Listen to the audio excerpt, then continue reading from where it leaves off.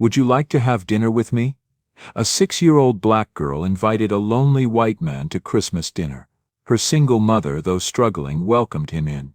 Their simple meal became a rare warmth before they were evicted for that very kindness. Days later, the man returned, this time as a powerful CEO determined to make it right. Before we dive in this story, let us know where you're watching from. We love to hear your thought. It was Christmas Eve and a biting New York cold gripped Harlem. Snow fell relentlessly, blanketing the sidewalks and old rooftops, blurring the soft glow of streetlights. Monica clutched the nylon bag holding a talking doll. The weight felt heavy not just from the toy but from 3 months of painstakingly saved pennies. Money for the leaky pipe in her damp apartment, money to chip away at next month's rent, all of it had gone into this single Christmas gift. A single mother in her early 30s, gaunt and weary from 2 manual labor jobs, her eyes still held a rare determined glint. She coughed softly, trying to hide a wheeze. Zahara, a 6-year-old with neatly braided hair, huddled behind her mom, cheeks flushed from the cold. She hugged the doll tightly, her brown eyes bright with childlike joy. Suddenly, her gaze fell upon a solitary figure across from the store. A man, around 60, his thinning gray hair barely covered by a wool cap, shivered on a park bench. His old winter coat wasn't enough to keep his gaunt frame warm. His hands trembled, clutching a crumpled, soaking wet paper card. Under the flickering streetlight, the smeared, illegible writing on the card was blurred by dampness, or perhaps tears. He made no attempt to hide his pain. Only his frail shoulders shook slightly, struggling to stifle a sob. Zahara gently let go of her mom's hand, taking small steps. The bitter air stung her face, but she didn't mind. She stopped a short distance from the man, her voice as soft as the night dew. "Mister?" The man started, lifting his gaunt face. He quickly wiped away the lingering tears from his eyes. "It's okay, child." His voice was hoarse. "I just miss my daughter. Do you have anyone to eat dinner with tonight?" Zahara asked, her eyes clear and free of suspicion. "Our house doesn't have turkey, but my mom makes really good tarts." The man's deep blue eyes, already dulled by sorrow, flickered. The child's sincere invitation stunned him. A faint, weak smile touched his dry lips. Monica had just finished paying and stepped out of the store. Seeing her daughter talking to a stranger, her heart clenched. Caution, a raw instinct for any single mother protecting her child, flared. "Zahara," she called, hurrying to her side. "I invited him to have dinner with us, Mom," Zahara whispered, taking her mom's cold hand. Monica looked at the man. He was frail, haggard, his eyes free of malice, only the emptiness of someone who had lost everything. It reminded her of her own lonely nights. She knew she should refuse, but Zahara's innocent kindness and the man's evident despair made her hesitate. "I'm sorry, ma'am," the man's voice was low. "I didn't mean to bother you, just resting here for a bit." Monica took a deep cold breath. She said softly, "If you have nowhere else to go tonight, you're welcome to come with us." Zahara's face lit up. She took the man's cold hand, her small fingers enveloping his rough ones. The 3 figures quietly left the park, leaving behind faint footprints on the wet pavement under the softly falling snow. The old wooden stairs in the rickety apartment building creaked under Monica's heavy steps and the man's slow gait. A weak electric light spilled from the 3rd-floor apartment as Monica opened the door. The smell of dampness and cold air hit them. The steady drip-drip of water from the broken kitchen faucet was a familiar sound, haunting their sleep. There was no sparkling Christmas tree, no joyous carols, just a cramped space with peeling walls where an old electric heater offered only faint warmth. Zahara quickly took off her thick coat, hanging it on a rusty hook behind the door. She was used to the scarcity here, and always tried to do her best. "Charles," the man stood silently in the room. His gaze slowly swept across the sparse furnishings, the rickety wooden table, a few old plastic chairs, a worn rug with cigarette burns. On a peeling wall, a photo of Monica and Zahara smiling brightly in front of a hospital entrance, was a warm, bright spot. "Your home, it feels warm," Charles said softly, his voice catching. Monica turned to her daughter, gently prompting, "Zahara, wash your hands and get the bowls for Mom, please." Their Christmas dinner was simple: 2 packets of instant noodles quickly prepared with a few slices of cheap sausage and a tiny piece of tart Zahara had saved for Charles.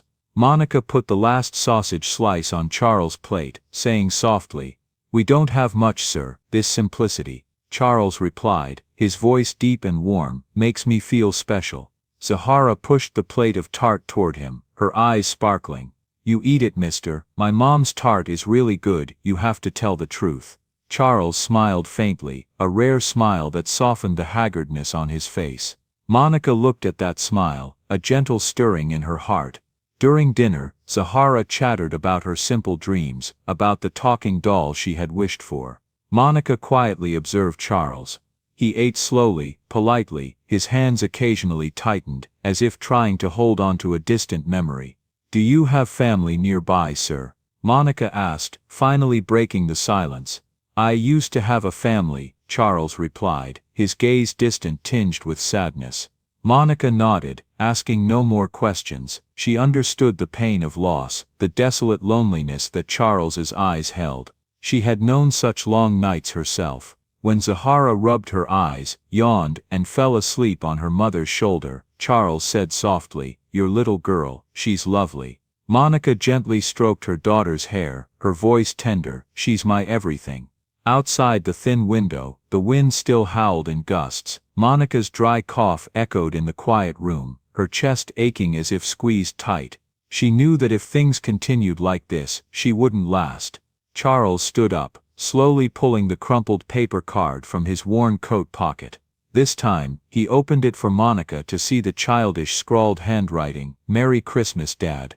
Even though I'm not coming home, I still love you, Ellie." His voice choked, his eyes red. "This is the card my daughter sent 3 years ago.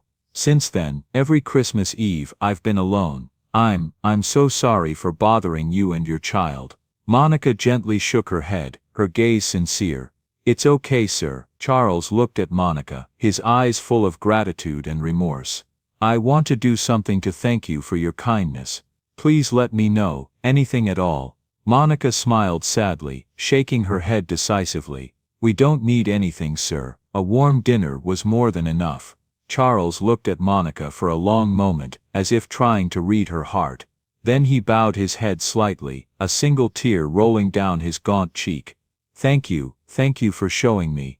There are still good things in this world." He gently stroked Zahara's sleeping head, then looked at Monica one last time. His silhouette disappeared behind the creaky door, leaving a faint warmth and the steady breathing of mother and child in the small room.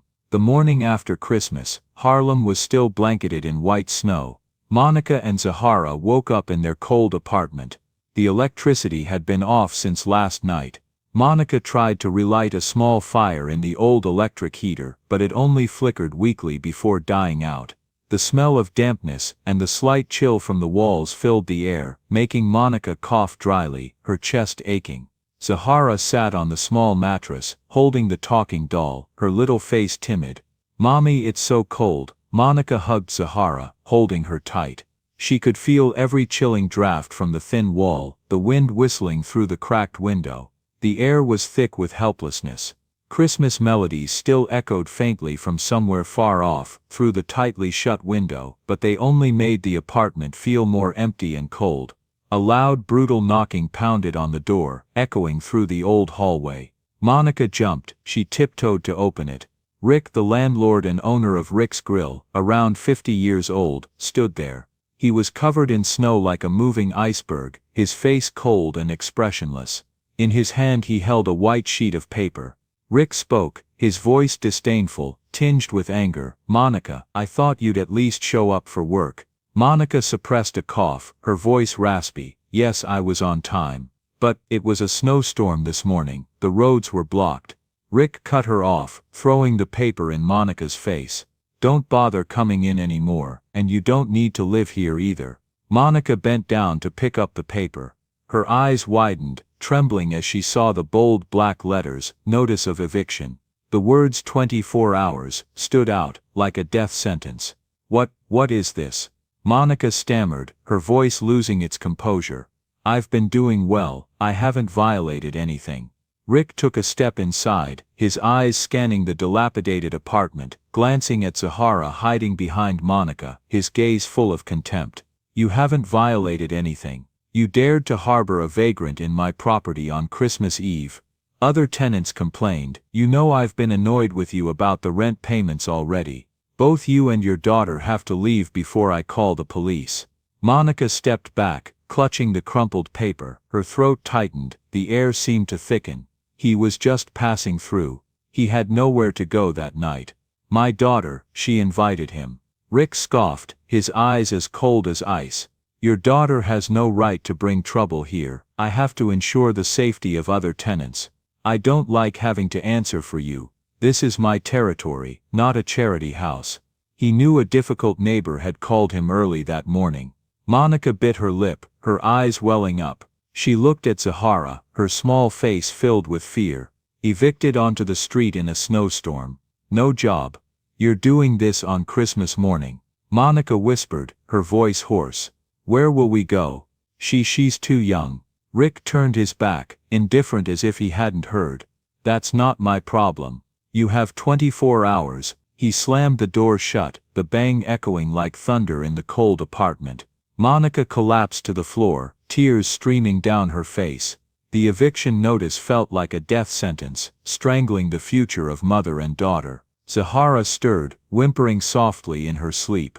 Monica quickly wiped her tears, took a deep breath, and pulled Zahara into her arms. She could feel every chilling draft from the thin wall, the wind whistling through the cracked window. In her mind there was only one overwhelming fear: if they didn't have stable housing, Zahara could be taken away by social services. She had heard horror stories about that in Harlem. That afternoon, Monica sat on the wooden stairs leading to their small apartment, holding Zahara. The little girl whimpered, her eyes sad. Is it my fault, Mom? Because I invited Mr. Charles over. Monica shook her head, pressing her cheek against her daughter's curly hair. Her voice was gentle but firm. No, my love.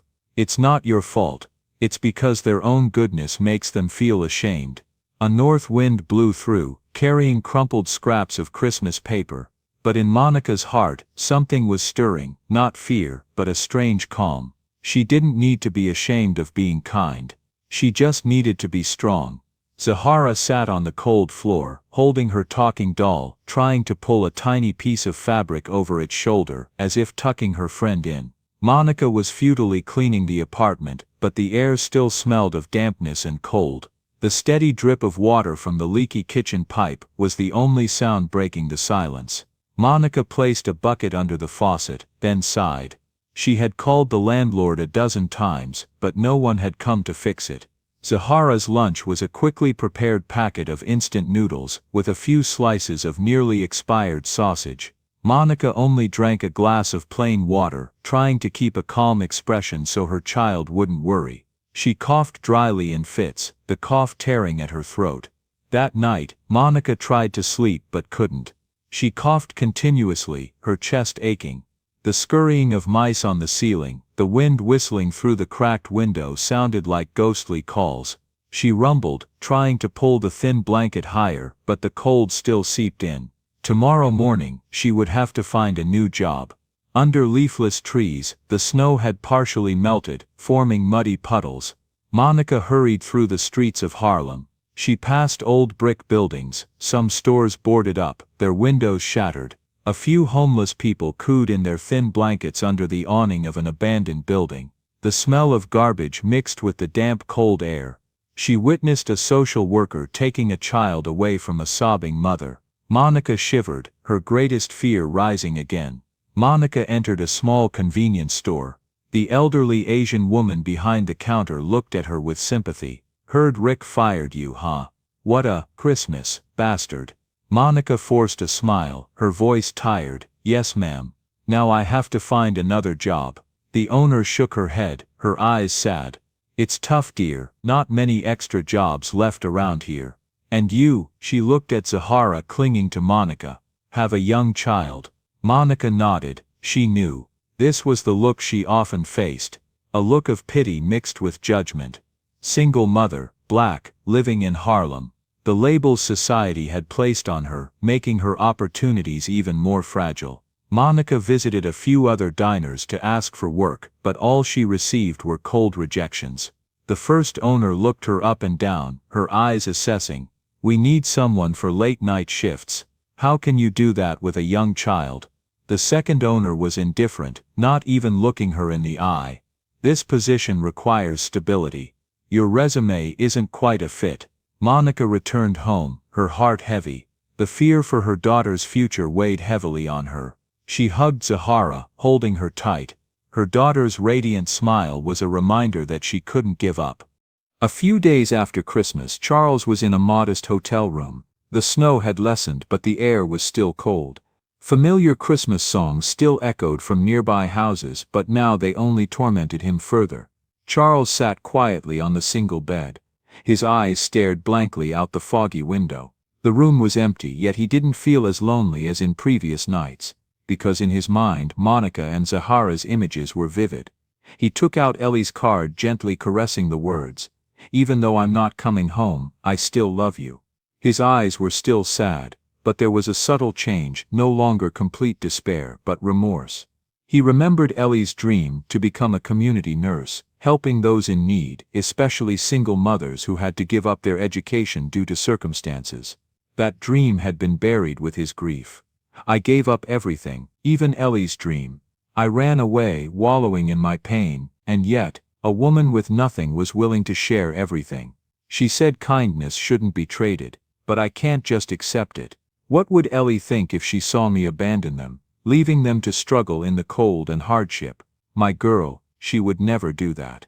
Charles got up abruptly. He took his satellite phone from his worn coat pocket, a phone he had kept, though unused, for years. He opened his contacts, looking for the number of an old associate he believed might have information about the landlord Rick in Harlem. He wanted to go back to visit Monica and Zahara, to make sure they were okay.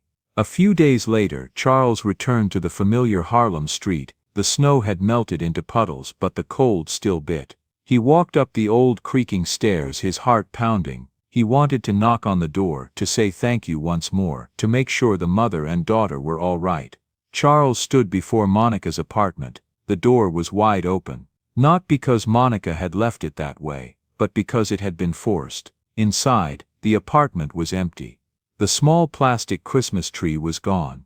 The worn chair, the old rug were also missing. Only stains on the walls, a few scraps of trash, and an eerie silence remained. He looked around, trying to find any sign. The dripping sound from the kitchen faucet was still there, but no bucket to catch the water.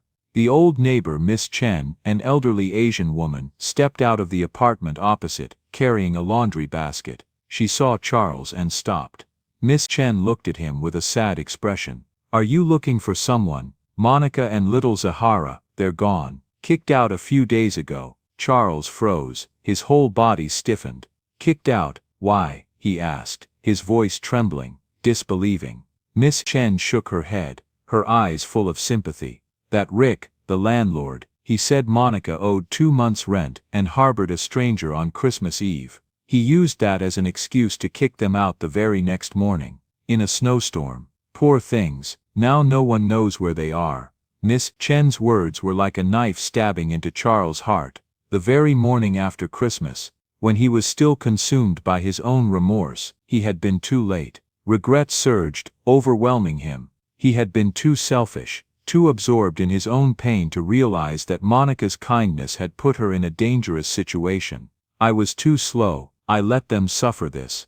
Ellie, she would never forgive me if I abandoned them." He turned away, his face pale. The pain of losing Ellie, the emptiness of a life without purpose, now mingled with a terrible sense of guilt. He had missed the chance to return kindness in time. He took out his satellite phone. Charles's eyes now held not despair but a burning fire of determination. He put the phone to his ear, his voice firm and powerful, completely unlike his weary tone moments before. "Connect me to my assistant. I need to mobilize all resources to find someone. Her name is Monica Davis, and her daughter Zahara." He would not let them suffer anymore. He would find Monica and Zahara, and he would make amends for his mistake. After days of frantic searching, the Sterling Foundation hired a team of private investigators to locate Monica and Zahara, based on information from Miss Chen and connections in Harlem. A few days later, Monica and Zahara were still out on the streets, huddled in a park. The snow had melted into puddles, but the air still carried dampness and a biting cold. They shielded themselves with a thin old blanket. For days they had slept in train stations, in an abandoned bus stop, and now, only the cold pavement remained. Zahara was asleep in Monica's arms, hugging her talking doll. Monica looked out, her gaze unfocused. She coughed in fits, feeling utterly exhausted. She had called dozens of places but no hope had emerged. The overwhelming fear for her daughter's future weighed heavily on her, as she found it almost impossible to find new shelter or work. She clutched Zahara's hand, feeling her child's small fragile presence in the cold. Her gaze fell on Zahara's sleeping face, her daughter's radiant smile, a reminder that she couldn't give up. But hope was fading.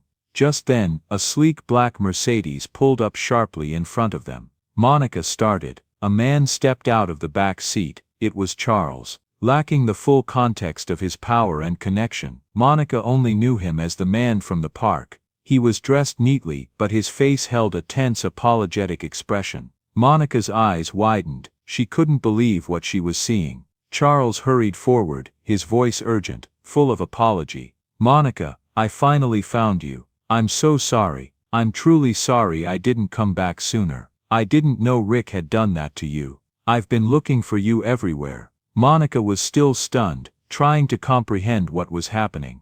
Charles looked deeply into Monica's eyes, his voice low, waited.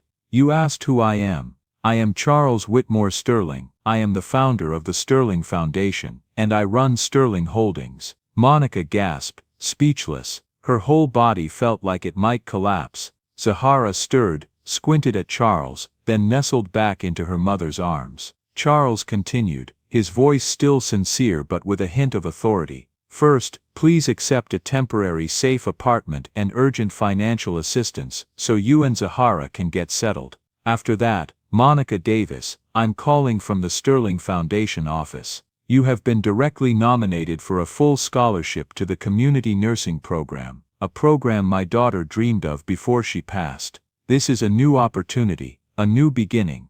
Please accept. This is all I can do to atone for my mistake." Monica's hands trembled as she took the envelope. She opened it, seeing papers with the Sterling Foundation logo and a clear interview invitation letter. Tears streamed down her face. She looked up at Charles, her eyes filled with both astonishment and immense gratitude. You're really," Monica choked out. Charles looked at Monica with sincere eyes, taking out a photo of Ellie from his wallet. "Because Zahara gave me an invaluable gift on Christmas Eve. And you refused to accept repayment from me. Now I'm not just repaying your kindness, but also fulfilling my daughter's dream. Ellie. She always dreamed of helping people like you. I was too consumed by sorrow to remember. Not anymore. I won't let anyone else suffer because of their kindness." Monica hugged Zahara, tears still falling. This wasn't just an opportunity, but salvation, a miracle amidst a turbulent life. Charles had arrived, not as a homeless man, but as a father carrying a legacy and a repentant heart, seeking redemption by helping others. After a brief period of settling into their temporary apartment, Monica and Zahara moved into a new, much warmer and brighter apartment than their old place in Harlem. The dripping water sound was gone, replaced by Zahara's giggles as she played with her doll. Monica began her studies in the community nursing program. The full scholarship covered tuition and a fixed portion of living expenses, but money for food, utilities, personal items, and unexpected expenses for Zahara remained a significant burden. Monica still had to study day and night to catch up on knowledge lost after many years of interruption. The academic pressure was immense, especially as she had to balance homework with caring for Zahara. She often stayed up late, her eyes dark with fatigue. Having a home, having an opportunity, doesn't mean everything becomes easy. It just means I have a stronger foundation to fight from. Monica sat in class, trying to focus on the lecture. She took constant notes, but sometimes her eyes drooped from lack of sleep. She looked up at the board, her gaze determined. She couldn't give up. One day, Zahara fell ill. Monica had to miss class to take her to the clinic. She sat in the crowded waiting room, Zahara coughing continuously in her arms. Monica checked her watch, knowing she was missing an important class that could affect her final grades. Monica's own chronic cough, which had lingered since Christmas Eve, also flared up worse. Taxi fares, medication for both of them. These expenses, though small, were still a big burden. The nurse called out, "Zahara Davis." Monica carried Zahara into the examination room. The doctor prescribed medication, advising Monica to get more rest and to have her own lungs thoroughly checked. Monica nodded, but knew she couldn't rest. That evening, Monica put Zahara to bed. Her daughter was fast asleep. Monica sat up, holding her head. She felt exhausted. Her cough returned, each dry hack tearing at her chest. Homework piled up on the table. She looked at her textbook, but the words blurred. Many nights, I wondered if I could do it. If I had enough strength to study, be a mother, and take care of myself. What if I failed again? Zahara needs me. In the Sterling Foundation office, Charles was reviewing reports. He received an email from a nursing school professor reporting on Monica. Monica Davis is an exceptional student, with extraordinary resilience. However, we've noticed she is struggling with financial pressure and health. She coughs frequently and shows signs of severe sleep deprivation. We are concerned about her ability to continue the program at such an intense pace. Charles frowned. He remembered Monica's gauntness, her dark-ringed eyes on Christmas Eve. He immediately picked up the phone. "Please contact me immediately regarding Monica Davis's situation. Arrange a comprehensive checkup for her at our clinic as soon as possible, and find solutions to alleviate her burden. This isn't a race, it's a journey." Monica understood that while the scholarship from the Sterling Foundation opened doors, her path to success was her own to carve. She fiercely dedicated herself to her studies, determined to overcome the discrimination she had faced and prove her worth, not through charity, but through her own talent and hard work. She knew this was her chance to build a better life for Zahara. Slowly but surely, Monica's efforts began to pay off. She excelled in her classes, often surprising professors with her sharp insights and unwavering commitment despite her challenging circumstances. She learned to prioritize, finding moments to study during Zahara's naps and after she went to bed, fueled by sheer willpower. Her chronic cough, which had lingered since Christmas Eve, was now being addressed, with regular checkups at a community clinic, recommended by Charles Foundation, and by diligently following medical advice, Monica's health slowly improved. The foundation also connected her with affordable flexible childcare options, allowing her a few precious hours to focus solely on her studies, or to simply rest. 4 years later, Monica stood on a brightly lit stage. She was no longer the gaunt, weary woman from Harlem. Her posture was confident, her eyes shining with fierce intelligence and a quiet strength. She had not only graduated at the top of her class from the community nursing program, but had also been instrumental in developing a groundbreaking new outreach program for underserved mothers and children in urban communities. This program, born from her own experiences and deep understanding of systemic inequalities, focused on holistic support, providing medical care, nutrition education, and mental health resources directly within neighborhoods. It was innovative, highly effective, and quickly gained recognition across the city. The New York Times had featured her story, not as a recipient of a scholarship, but as a leading voice in community health reform.